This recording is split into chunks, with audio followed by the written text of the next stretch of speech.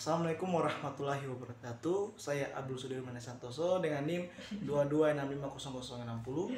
Di sini saya akan menjelaskan apa itu artificial intelligence atau AI. Di sini mungkin saya menjelaskan sedikit saja tentang AI itu. Mungkin kita langsung saja ke pembahasannya. Pertama itu definisi AI.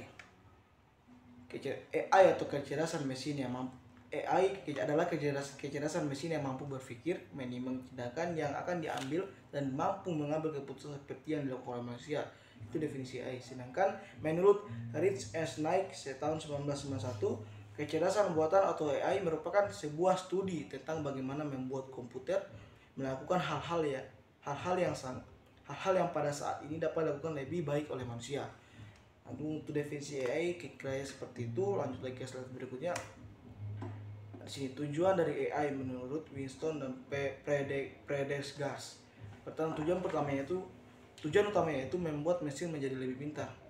Itu tujuan utama dari AI tersebut. Terus tujuan ilmiahnya yaitu memahami apa itu kecerdasan. Sedangkan tujuan entrepreneurial itu membuat mesin menjadi lebih bermanfaat.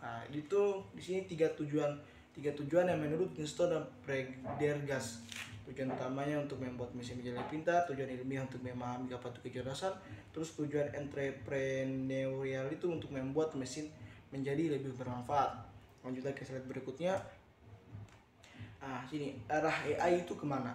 Di sini arah itu yaitu mengembangkan metode dan sistem untuk menyelesaikan masalah AI dengan mengikuti cara manusia menyelesaikannya. Dan di sini yang maksud menggunakan sistem pakar atau expert system. Terus arah yang berikutnya lagi ada mengembangkan metode dan sistem untuk menyelesaikan masalah AI melalui pemodelan cara berpikirnya manusia atau cara bekerjanya otak manusia. Itu yang disebut neural network. Di situ arah AI menuju kemana sih sudah dijelaskan. Terus lanjut lagi, alasan untuk memodelkan performa manusia dalam AI.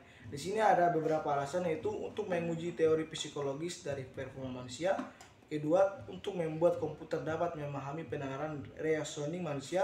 Terus yang ketiga, ada untuk membuat manusia dapat memahami penalaran komputer. Terus yang keempat, yaitu untuk mengeksploitasi pengetahuan apa yang dapat diambil dari manusia.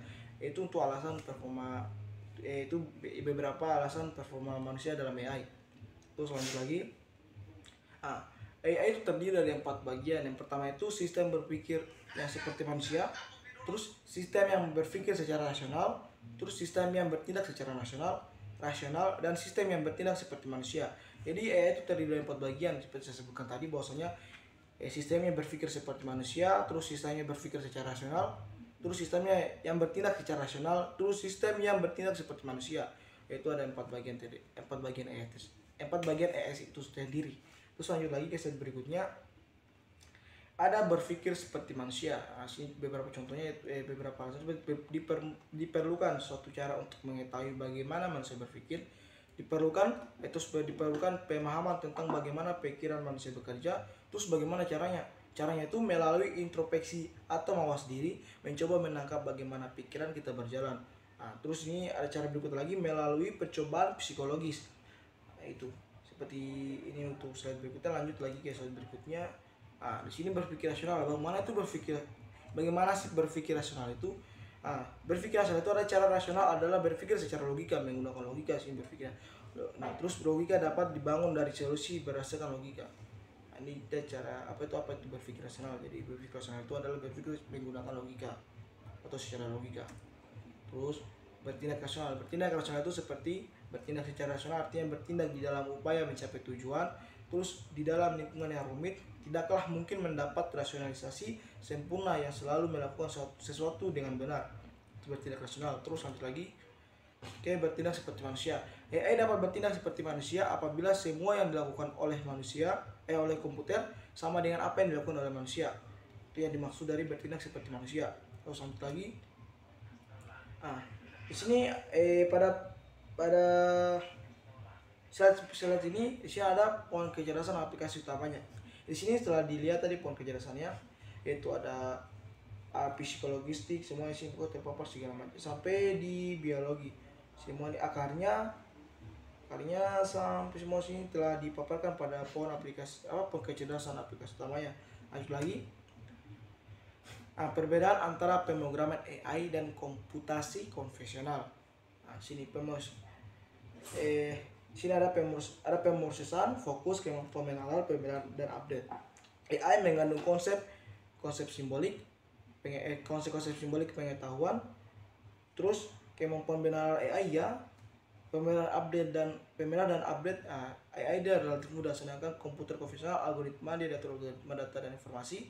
Kemampuan pemeliharaan tidak, pemeliharaan dan update itu agak sulit di komputasi konvensional.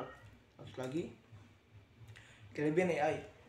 Di sini ada beberapa kelebihan AI, yaitu lebih bersifat permanen, lebih murah, bersifat konsisten dan teliti karena kecerdasan buatan adalah bagian dari teknologi komputer, sedangkan kecerdasan alami senantiasa berubah-ubah. Yang keempat, dapat didokumentasi. Keputusan yang dibuat komputer dapat didokumentasi dengan mudah dengan cara melacak setiap aktivitas dari sistem tersebut. Kecerdasan alami sangat sulit untuk direproduksi. Yang kelima, dapat mengerjakan beberapa tugas lebih cepat dan lebih baik dibanding manusia. Itu adalah beberapa kelebihan dari AI. Lanjut lagi slide berikutnya. Sini kelebihan kecerdasan alami. Yang pertama itu ada kreatif. Yang kedua, memungkinkan orang untuk menggunakan pengalaman atau pembelajaran secara langsung. Yang ketiga, pemikiran manusia dapat digunakan secara luas, sedangkan kecerdasan buatan sangat terbatas. Itu kurang dari AI sendiri. Lanjut lagi. Cabang ilmu dalam AI. Itu ada seperti di sini yang tadi, ada sistem pakar dan natural language processing. Dalam sistem pakar tersebut ada sistem yang dirancang untuk dapat menirukan keahlian pakar dalam menjawab pertanyaan dan memecahkan suatu masalah. Contohnya, sistem pakar untuk mendiagnosis penyakit mata. Sedangkan ada pengolahan bahasan alami atau natural language processing, yaitu program yang memiliki kemampuan untuk memahami bahasa manusia, bentuk representasi dari suatu pesan yang ingin dikomunikasi antar manusia. Contohnya itu Google Translate. Oke, lanjut lagi berikut.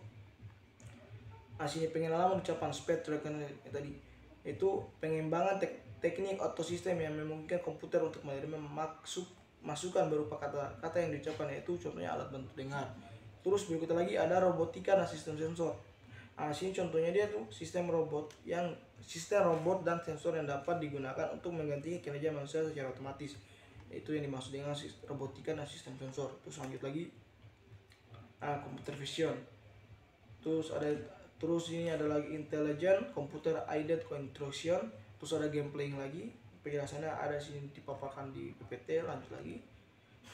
Terus oke, mungkin untuk penjelasannya hanya sampai di situ saja. Saya ucapkan wabillahi taufiq wal hidayah. Wassalamualaikum warahmatullahi wabarakatuh.